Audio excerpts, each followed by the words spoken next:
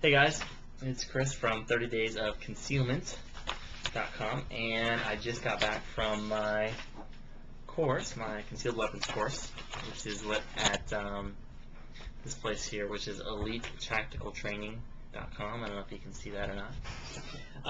And it's about a 3-hour course, and there's only 2 of us. It was a 9 o'clock Saturday morning class, and what they do over there a lot is mainly concealed weapons courses, and they do 7 days a week actually, so they have a course every day. I'll show you what I got. In the class, we just went over a lot of gun basics, safety.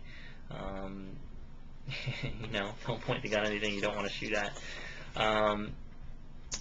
Overall, it was pretty cool. It was maybe some just gun safety, basic gun laws, and then also use of deadly force and things like that. A couple key points that I want to share with you guys. This is a certificate I get. I actually make a copy of this and send this into my application there. Let's see. Okay, so this is kind of like the licensing book here. And let's see. Here is one of the main points is, let's see, the person is justified in the use of deadly force only if he or she reasonably believes that such force is necessary to prevent the imminent commission of a forcible felony, I guess like, robbing someone at gunpoint, or a person does not have a duty to retreat if the person is in a place where he or she has the right to be. A person is justified in the use of force except,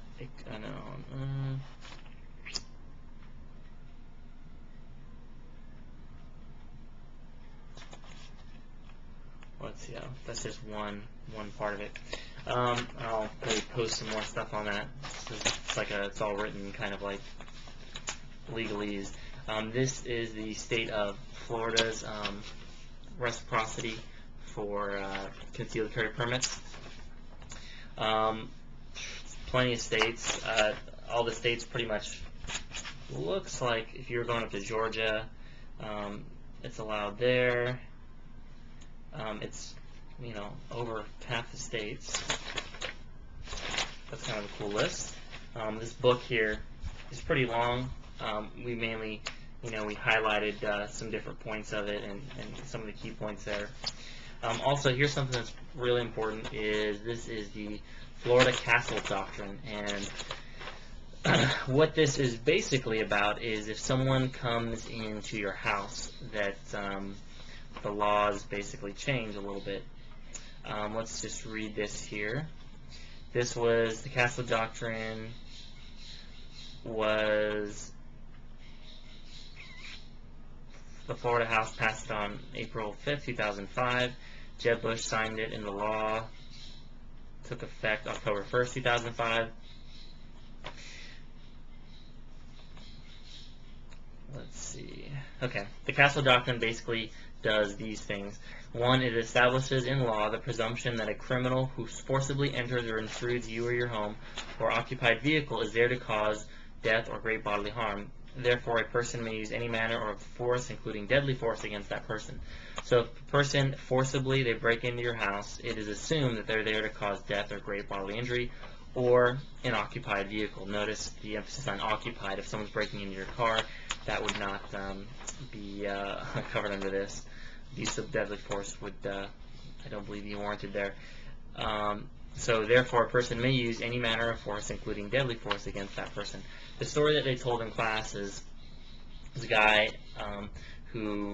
older guy, a kid broke into his house looking for something to steal or for whatever to sell to get drugs. The guy woke up, got his gun, and shot the kid. And basically, let's say the guy was just there to, petty theft or something, or breaking and entering or something, and that was kind of like this. It wasn't prior to this. I think they sued that guy.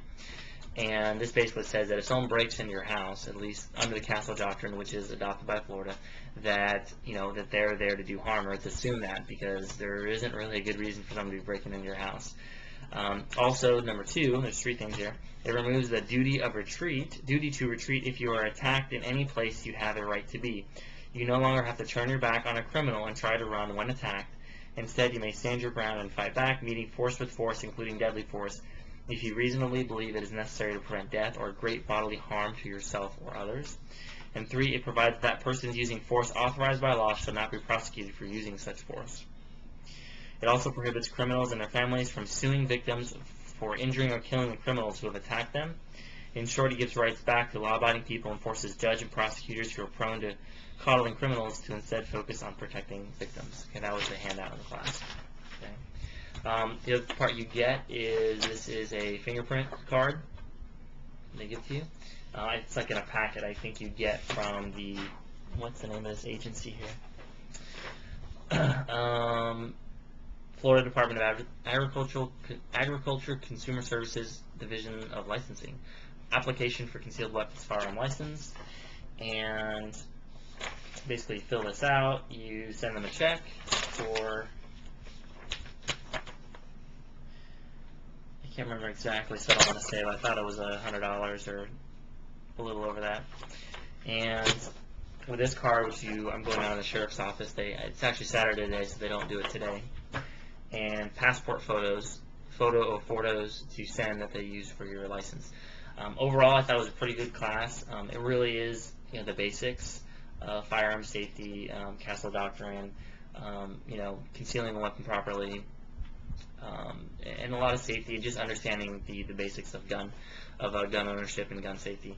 I have a video of it. I fired about maybe 20 rounds of, I think it was a Ruger 22 target pistol. It's pretty cool, and unfortunately I didn't get to keep my target because I guess the guy, he just keeps it for his records to show proficiency. So, but the 22 is pretty fun. It's pretty cool, and ammunition you can pretty much easily afford. So overall, I would definitely recommend it. I think it's cool. The guy who taught the class, he was, I guess, ex-law enforcement, and also does training for some guys over in Iraq. I can't remember if he worked for, what agency he worked for, but I don't know if it was Blackwater or someone else. But overall, it's cool.